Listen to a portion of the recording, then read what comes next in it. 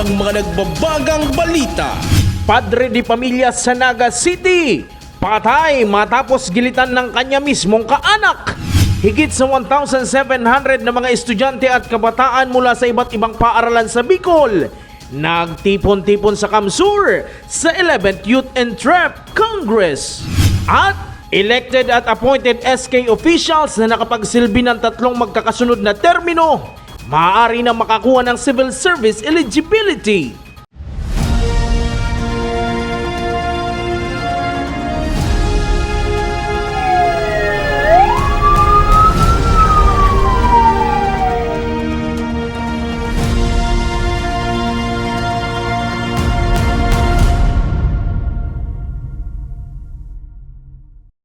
Magandang gabi. Narito ang mga may init na balita sa Camarines Sur. Patay ang isang padre de pamilya sa Naga City matapos umanong gilitan. Ang masaklap ang suspect, kaanak mismo ng biktima. May ulat si John Amador. Patay matapos gilitan ng isang padre de pamilya sa Naga City. Ayon sa Naga City Police, nangyari ang insidente pasado alas 10 ng umaga nitong Oktubre 8. Bali, ang kaso po na kaini ay napunta na siya sa homicide incident, no? Kasi nagada na po accordingly gada na po si biktima. So ini pong suspekta na si alias Arthur na 31 years old, taga duman po sa Barangay Sabang. Nagpara tok-tok da po ni sa harong kang biktima, no? And then pagkabukas dikit na ulay-ulay, bigla na lang inislas suliog kang gamit ang sarong cutter.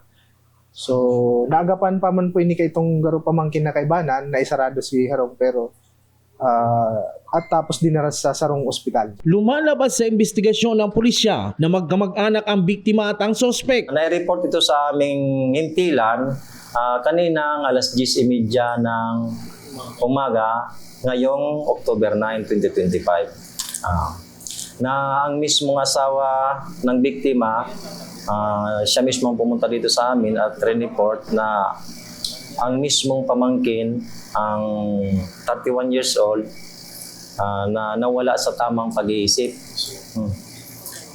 dahil sa depresyon. At agad namin itong pinuntahan sa nasabing lugar, doon sa barangay Azon 6, Villa Fulgentes, Barangay Sabang, Naga City. At nagkanda kami ng investigation. Sa ngayon po, nag-request na kami ng autopsy examination sa victim. Initially po ang findings, ang sabi may diferensya or depression or may diferensya na si suspekta. So anyway, may healing man po yan during the course of investigation. Ma-determine man po ang investigador. However, kailangan pa din ng certification from the specialist. Sa ngayon, nasa pasilidad ng Bicol Medical Center Department of Psychiatry ang suspect na idiniretso ng mga umarestong tanod dahil wala ito sa wastong katinuan. Nagpapatuloy pa ang investigasyon ng mga otoridad sa insidente. John Amador, CSN. Hindi maiwasang magdulot ng pangamba sa mga residente sa Barangay Santa Cruz sa Naga City ang nakatenggang patrabaho ng 13-story commercial building sa lugar. Narito ang ulat. Kasunod ng magnitude 6.9 na lindol sa Kabisayaan nitong nakaraang linggo, hindi maiwasang mangamba ng ilang residente sa Barangay Santa Cruz sa Naga City dahil sa nakatenggang konstruksyon ng higit sa 10 palapag na commercial building na ito. Gumagawa din umano ng paraan ang kapitan ng barangay kagaya ng muling makipag-usap sa alkalde ng lungsod dahil sa 6 na palapag lamang ang nakuhang building permit ng naturang gusali. Walang nakitang aktibidad ng pagpapatuloy sa konstruksyon ng naturang estruktura, ngunit ayon sa engineering office ng lungsod, hanggang 6 na palapag lang ang pinahihintulutan maging ng DPWH. Sinurata na po kami actually nag-query kami sa originally, may order na po kami kayo perambulan, may order na po kami kayo na mag-proceed na naman sa construction kay itong initially approved na building permit na 6th floor. Mag-proceed na po na duman si patrabaho, basta isuspend mo na itong after itong 6th floor hanggang 13th floor. Until such time na makakomply sila naman sa inaapo na mandatory permit. May eksperto naman umano sa estruktura na mula sa DPWH na nagre-rekomenda sa maaring gawin sakaling makompleto ng may-ari ang mga requirements na kinakailangan. Ang sabi kang DPWH, itong recommendation kang expert na kinuanin da, ipadagos na da. Ano po ba itong recommendation? Ang recommendation po duman, maggibong jet grouting po duman sa foundation. Ang sabi ka pang DPWH po, i-proceed na po na ngayon. Gibuo na. Para ma-reassess si total kang building. Sigabos na po ma-reassess naman. Pero ang sabi po nga sa Moya na kami man, imbitaran kami. Mag-witness kami, maaraman mi, tawang kaming kopya kung piraman talaga si actual na capacity kay itong foundation. Kung sa kakayahan naman itong manatiling nakatayo at hindi magdala ng panganib sakaling may pagyanig o lindol, hindi pa yan direktang masasagot ng City Engineering Office hanggat hindi pa natatapos ang ebalwasyon. Sa ngunya po, baga, pa kami makasabit, pa kaming final evaluation po. After na po, siguro pagkanda kayo yung jet grouting, mahiling niyo po itong isusumiti sa mo yung evaluation kang may saliri. At since sa muya man na, igawa man po baga yung commission na private man na structural engineer. Parehas po structural engineer si Pigkwa, may kinuha sila, may kinuha man kami. Para garong may third party kaming kinuha para ma-re-evaluate si structural. Sa ngayon, sumanggunin na rin umano sa abogado ang opisina ng City Engineering Office upang maging maayos at hindi magkamali sa susunod na kailangang hakbang para sa kapakanan ng mga tao sa lugar. Jan Amador, CSN. Binulabog ng bomb threat ang 3 campus ng Bicol University sa Legazpi City kahapon. Dahil dyan ay nagpatupad ng suspensyon sa klase at trabaho sa 3 campus ng paaralan. Agad ring rumesponde ang mga otoridad sa insidente at nadiskubreng walang bomba sa naturang mga kampus ng universidad. Nagpapatuloy pa ang investigasyon ng mga otoridad sa naturang insidente. Higit sa 1,700 estudyante mula sa iba't ibang paaralan sa Bicol Region ang nagtipon-tipon sa 11th Regional Youth Entrepreneurship Congress. Gov. L. Ray Villafuerte hinikayat ang mga kabataang i-pursue ang pagnenegosyo, lalo ngayong digital age. Narito ang ulat. Higit sa 1,700 estudyante mula sa iba't ibang paaralan sa Bicol Region ang nagtipon-tipon sa ika-11 taon ng Regional Youth Entrepreneurship Congress na ginanap sa Fuerte Camsur Sports Complex. Ang RYEC ay isang taunang aktibidad ng Camarines Sur Chamber of Commerce and Industry o CSCCI na layong magkaroon ng platform at ideya ang mga kabataan upang mahasa ang kanilang entrepreneurial skills. Ilan sa mga dumalo sa RYEC ang entrep students na sina Andre at Kristen. For me po, sir, it's yung opportunity, sir, para makagain kami ng new knowledge and idea. And related po kasi siya sa course namin. So, it's a big help po. Since nag-run po kami ng kanya-kanyang business namin. Our university actually came to assess us with the institution na mag-attend po ng mga gantong seminars to enhance or expand our knowledge when it comes to business. So, yun na po yung pinaka namin para to enhance our knowledge. Ayon sa Camsur Chamber of Commerce and Industry, mahalaga ang papel na ginagampanan ng mga kabataan lalo na sa kinabukasan ng bansa kaya mahalagang maideya ang mga ito sa kung papaano magsimula o tumatakbo ang isang negosyo. Ang kabataan baga iyo ang futuro kan sa tuyang nasyon. So, ang dapat talagaan ta ang kabataan. Kasi di ang mapadagos kang pinuunan kang mga oldies. Kaya ang ano ko, prepare tayo ni mga kabataan para sa negosyo. Sinda man giraray ang madagos kang pinuunan kang sa mong mga advocacy, kang sa mong mga plano. Pag nadangog po ninda ang mga speakers, magagayo na speakers, makakakuha ng ideya. Dayaon duman ang mga thoughts, mga learnings sa mga speakers. Sa unang araw ng RYCE, nagbigay ng kanyang insight si Professor Ronilo Balbiran ng University of Asia and the Pacific. Super summary, 3 lang po ang dapat nating tandaan para malaman kung ano ang kailangan ng isang bansa.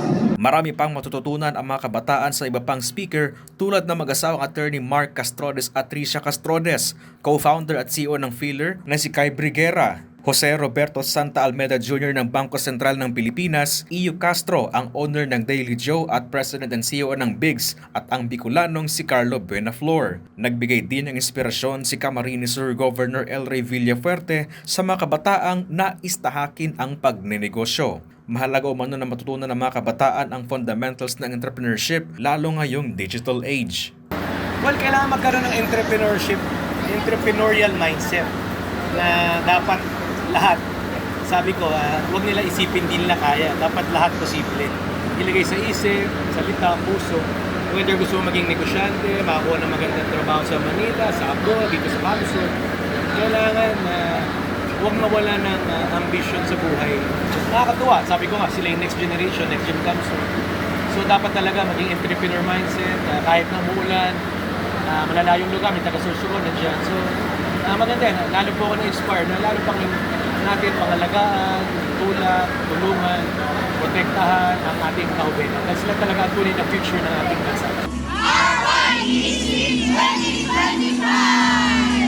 Chris Novello, CSN. Habagat out, Amihan in. Idineklara na ng Pag-asa ang pagtatapos ng habagat season. Mga pag-uulan asahan na habang nasa transition patungong amihan. Narito ang ulat. Inanunsyo ng Pag-asa ang pagtatapos ng hanging habagat o southwest monsoon, kaya inaasahan na ngayong mga susunod na buwan ang pag-iral ng hanging amihan o northeast monsoon. Yung termination ng southwest monsoon or habagat, ito ay naobserbahan na yung habagat nga ay nag-weaken po siya or bagyang humina sa mga nakaraang linggo. So, ito pong weather pattern na nakikita po natin ay magkakaroon na ng mga high pressure system dito po malapit sa East Asia, no? So malapit po sa atin. So merong southward migration ng mga ITCZ. Itong development nitong paghina nga nitong habagat ay may ipapakita na meron ng transition or palapit na tayo dito sa hanging amihan, no? So sa ngayon hindi pa natin yung mararamdaman, pero asahan na po natin na by October or November ay magkakaroon na ng transition ng amihan. Samantala, ayon sa Pag-asa ay makakaranas naman ng pag-ulan ang ilang lugar sa Kabikulan dahil na rin sa amihan. Sa ngayon po ay ito pong amihan talaga ang nagpapaulan sa buong Kabikulan, lalong-lalo na nasa eastern portion po tayo ng Pilipinas. And then by the month of October, November, December ay asahan na po natin na marami na po tayong mga pag-uulan, especially dito sa may Partido area. By Friday and Saturday, maulan or very cloudy po ang ating state, no, ng ating weather. By today at saka bukas, medyo hindi pa po masyadong maulap, pero paghapon po yan, mas maulan po tayo. Ngayong nasa transition na ng amihan, inabisuhan ng weather ang bureau na magdala ng pananggalang sa ulan lalo na sa pagdating ng hapon at gabi. Jem Garcia, CSN. 3-termer at appointed SK official ka ba? Kwalipikado na kasing mabigyan ng civil service eligibility ang mga SK officials base yan sa bago memorandum ng Civil Service Commission o CSC. May ulat si Regine Bue. Sa bagong resolusyon na inilabas ng Civil Service Commission o CSC, maaari nang makakuha ng eligibility ang mga nahalal at itinalagang opisyal ng Sangguniang Kabataan o SK na magkaroon ng civil service eligibility kung natapos nila ang buong 3 taong termino. Sa ilalim ng CSC resolution o ROPS governing the grant of eligibility to SK officials, ang Sangguniang Kabataan Official Eligibility o SKOE ay maaaring gamitin sa pag-apply sa mga unang antas ng posisyon posisyon sa pamahalaan, maliban sa mga nangangailangan ng board exam o special na eligibility. Layunin ng programang ito na kilalanin ang ambag ng mga kabataan sa lokal na pamahalaan at bigyan sila ng pagkakataon na patuloy na makapaglingkod. Ayon kay SK Chairman Lester de la Cruz ng Barangay Karangkang, Magaraw, Camarines Sur, bilang isang opisyal, magandang balita umano ito. Subalit dapat itong dumaan sa mabusising proseso upang matiyak na ang makakatanggap ng eligibility ay mga karapat-dapat at naging mahusay sa serbisyo. Pipiliin pa rin daw niya na kumuha ng pagsusulit ng CSC para makakuha ng eligibility. Siguro kung mag-iwag tayo ng mga araw kayo na na batas, mga araw kayo na siguro pag-adalan ta talagang maray, pag-adalan na maray, tangari, dahil maging unfair sa gabos, ngari may magiging gulo, nagiging mangyayari. Maaari nang mag-apply para sa SK Officials Eligibility simula ngayong Oktubre sa pinakamalapit na CSC Regional o Field Office. Samantala, pinapaalala ng CSC na maaaring bawiin ang eligibility kung napatunayang ipinagkaloob ito sa hindi karapat-dapat. Regine Boy, CSN. Isa sa mga hindi nawawalang palamuti sa tuwing nalalapit ang Kapaskuhan ay ang parol. Nababenta na umano sa ilang pamilihan sa Camarines Sur. Isa sa matagal nang gumagawa nito. Aakalain mong nagsimula lang pala sa pagiging hobby ang paggawa ng parol. Narito ang ulat ni Darlene Lastrulio.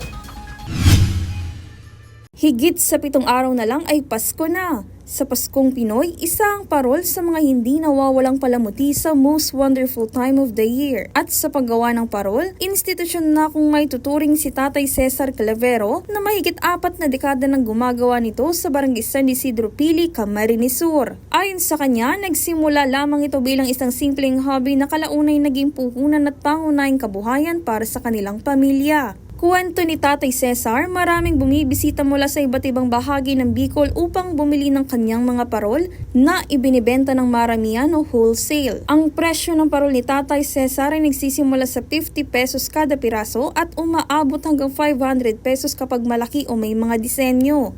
Sa bilog po kami mga kabikulan, bistado na po kaming paragibo. Nagtutuloyo naman po hindi. 500, may ikog na po yan. Sa baba ng kalay-kalay na Marambungon po ang kalay-kalay kaya. Sa pag-aaral ko ni Tatay, yan, may set pa mo kaya? 50 pesos po ang aman kayan. Dagdag pa ni Tatay Cesar, nagsimula siyang muling gumawa at magtinda nitong mga nakaraang buwan at sa ngayon ay malaki na raw ang kinikita at nabawi na rin ang kanyang puhunan. Mareray man po, at least nakakakuha man po ng mga pamasko ba. Yan lang po ang Sa kabila ng paglipas ng panahon, nananatiling buhay ang tradisyon ng paggawa ng parol kay Tatay Cesar sa gisag ng liwanag, pag-asa at diwa ng Paskong Pilipino. Darlene Lastrulio, CSN. Dumalo ang higit sa 200 padre de pamilya na benepisyaryo ng 4Ps sa kauna-unahang ERPAT Congress sa Pili na layong palakasin pa ang papel ng mga haligi ng tahanan. Narito ang ulat. Nagtipon-tipon ng higit sa 200 na haligi ng tahanan sa kauna-unahang Pantawid ERPAT Congress sa pangunguna ng lokal na pamahalaan ng bayan ng Pili, Camarines Sur. Mayorya ng mga dumalo sa pagtitipon ng mga padre de pamilyang miyembro ng Pantawid Pamilyang Pilipino Program o 4Ps na may layong palakasin ang papel ng mga ama ng tahanan sa kanilang pamilya at hikayatin silang maging inspirasyon at huwaran sa kanilang mga anak bilang bahagi ng programa. Isa sa mga dumalo si Rechan Bermas mula sa San Jose Pili na 6 na taon ng miyembro ng 4Ps. Topic mo niyan, kung ang benepisyo kaniyo, maaraman ko bilang magurang ama, kung papaanoon ko pa panaragdagan ang pagpadakol sa mga atik ko. Ang sinasabi nga ninyo niya na sabing kung ano ang pagpadakol kang ama sa kuya, siguro yun mo itong i-apply ko sa akin. Dari ng pamilya ko man, naiwasan niyang halimbawa araw ka mga problema o ribok niya tapos pagdisiplina sa akin. Dagdag pa ni Bermas, malaki ang naitulong ng 4Ps sa kanilang pang-araw-araw na gastusin at sa pag-aaral ng kanyang 3 anak, kung saan isa ay malapit ng magtapos. Nagpasalamat din siya sa mga bumubuo ng programa dahil naging daan ito para mas maunawaan niya ang kahalagahan ng pagiging responsableng ama. Dakulang pasalamat sa kuya, pamilya ko, nagkaigo kita ng araw kaniyong ano po kaniyo, purpose na nakulang natatabangan. Dakulang tamang po, ma'am. Pinakaradak ko niyan. Inot na inot po, ma'am. Pag mayo ako, ang savings kong kunyan naalis sa purpose. Iyo kong pagtatapal pag mayo akong trabaho. Ayon kay Tatay Ray, malaking ambag ng programa sa pagpapaaral ng kanyang 3 anak, kabilang na ang isa na mag-graduate na ng senior high school. Sa pamamagitan ng Pantawid Airpat Congress, patuloy na pinalalakas ng pamahalaan ng papel ng mga ama sa lipunan bilang sandigan ng pamilya at katuwang sa paghubog ng mga kabataan tungo sa mas maayos na kinabukasan. Darlene Lastrulio, CSN. Patuloy sa pag-iikot ang medical and health personnel ng provincial government ng Camarines Sur. Mga residente ng Pamplona nahandugan ng libreng one-stop shop health services ng probinsya. May ulat si Regine Bue. Sa layuning mas mailapit pa ang serbisyo medikal sa mga liblib na barangay at malalayong komunidad sa probinsya, isinagawa ang isang medical mission ng provincial government ng Camarines Sur sa pamumuno ni Governor El Rey Villafarte sa barangay Tampadong, Bayan ng Pamplona. Mula sa libreng konsultasyon, check-up, gamot at iba't ibang uri ng serbisyong pangkalusugan. Tinugunan nito ng mga doktor at nurses ang pangunahing pangangailangan ng mga residente, lalo na ang mga senior citizen. Malaking kaginawaan ito para sa mga katulad ni Lola Lilia na ani ay madalas lang nagkakasakit at hindi na kayang bumiyahe pa patungo sa pagamutan. Dakulaon ang sabkuyang pasasalamat na pirmi nagaigdi ang grupo na ini na medical mission. Dahil na kami malakaw, arani na kami mag-igdi na magpa-check up, na kaya dakulaon ang samuyang pasasalamat. Dahil sa tulong ng PGO, naiparating na mismo sa kanilang barangay ang mga mahalagang serbisyong pangkalusugan, isang hakbang tungo sa mas malusog at mas malakas na pamayanan. Ini po dakulaon na tabang, lalo na diman sa kasaradita na nangangaipong maray sa mga maintenance ninda na mayong pambakal. Arami man po na mayong sawa ang Team 1 Kamsur, lalo sa pamamayo ni Governor El Rey Villafarte, Congressman Luigi Villapuerte na mayong sawa sa pagtabang sa muya sa barangay aron kani mga activity po na sa pamamagitan ninda dakulaw na itatabang sa mo sa lalo ngunyan ta uso ang trangkaso si mga sa aki po mga vitamins ini pong activity ini permi pong hinahalatkan sa mong barangay sabi arami man po na puon sa puon permi yaon po sinda sa muya sa pagtabang sa muyang barangay. Samantala, tuloy-tuloy ang paglilibot ng medical mission. Dala ang healthcare on the go assets ng probinsya sa mga bawat barangay sa lawigan upang maghatid ng serbisyo sa mga Camarinense. Regine Bue, CSN. At yan ang mga mainit na balita ngayong araw sa Camarines Sur. Kami ang Kamsur News. Ako po si Chris Novelo. Diyos mabalos sa pagtitiwala.